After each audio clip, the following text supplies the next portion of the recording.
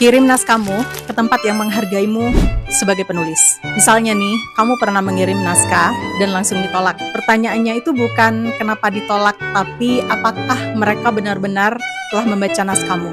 Itu kesadaran pertama ya, yang mengubah cara kerjaku sebagai penulis di Indonesia. Yuk kita bahas. Aku termasuk penulis yang kalau misal sudah kirim ke satu media yang aku suka, aku akan konsisten kirim ke sana. Ketika aku menemukan satu media yang kurasa tepat, biasanya aku akan mengirimkan naskahku ke sana lagi dan lagi, meski mereka belum tentu untuk menerbitkannya. Tepat dalam arti di sini merujuk ke beberapa poin ya. Yang pertama, media yang menghargai naskah itu biasanya akan memberikan umpan balik yang konkret.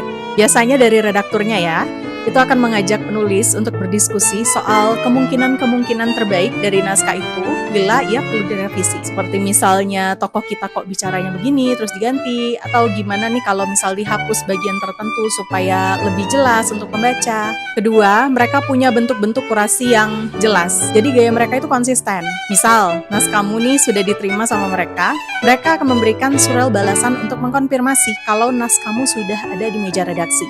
Ini salah satu hal yang jarang banget aku temukan di media-media kita. Padahal langkah itu gampang banget ya, mengingat di email itu sudah bisa atau sudah ada pembalas otomatis. Padahal langkah ini bisa nunjukin betapa sebetulnya media itu juga menghargai penulis. Yang ketiga, mereka menghormati hak penulis. Tanggal publikasinya kapan itu dikasih tahu, royaltinya kapan dikasih tahu untuk dapat. Terus ada hak digital atau juga ada ruang penarikan naskah misal ada pelanggaran etik. Mereka tidak akan memperlakukan karyamu sebagaimana barang yang bisa ditawar-menawar. Keempat, mereka punya jejak karya yang dirawat betul-betul. Medianya bukan cuma jadi gudang konten aja. Jadi arsip mereka itu hidup, dalam arti karya lama itu masih bisa dibaca pembaca, dan komunitas pembacanya juga masih tumbuh.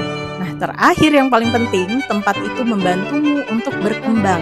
Media bukan cuma jadi tempat penerbitan yang membuat karyamu itu viral atau cuma berumur semalam aja, tapi ia bisa melahirkan percakapan yang lebih panjang dari karyamu. Beruntung banget ya kita dan karya-karya kita kalau misalnya kita bisa menemukan ruang yang begitu.